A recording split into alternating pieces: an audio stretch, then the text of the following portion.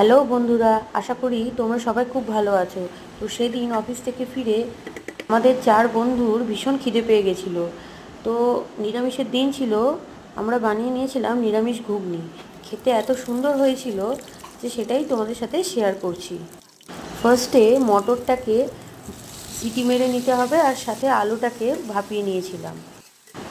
কড়াতে সর্ষের তেল নিয়ে ভালো করে গরম করে তাতে গ্রেট করা আদা, কাঁচা লঙ্কা আর চিনি ভালো করে টেম্পার করে নিয়েছিলাম। তারপর টমেটো কুচো দিয়ে তার উপর নুন দিয়ে সেটাকে গলা পর্যন্ত ভালো করে ভেজে নিয়েছিলাম। আর সাথে রঙের জন্য একটু কাশ্মীরি মির্চিও দিয়েছিলাম।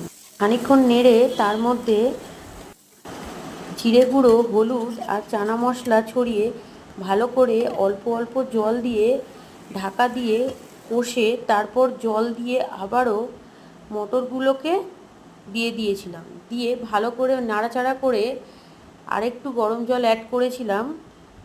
মটরটাকে ভালো করে ফুটিয়ে নিয়েছিলাম, দিয়ে ব্যাস খানিকটা রেডি। এবার আমাদের এখানে তো বিশেষ কিছু থাকে না, তো আলাদা পাত্রে শুকনো খোলায় ধনে গুঁড়ো আর জিরে গুঁড়োকে ভেজে নিয়েছিলাম। তার সাথে শুকনো লঙ্কা দেওয়া যেতে পারে, তবে আমরা দিইনি।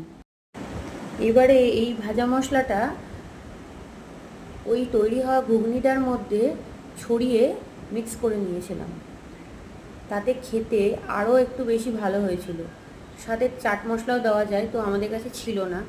তো শশা কুচো, সেও ভাজা আর লেবুর রস দিয়ে বাটিতে পরিবেশন করে নিয়েছিলাম। তারপর আর কি, তারপর চারজন মিলে আয়েশ করে খেলাম।